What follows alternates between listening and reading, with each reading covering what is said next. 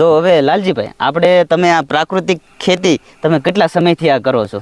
હું 8 વર્ષથી આની ખેતી કરું છું. પ્રાકૃતિક ખેતી. પ્રાકૃતિક 8 વર્ષ. અને તમે આમાં અત્યારે તમે શેનું વાવેતર કરેલું છે અત્યારે? જો ભીંડાનું કરું છું, ગુવારનું કરું છું. આગળ હું તમને વિગતવાર બધું બતાવતો જાઉં.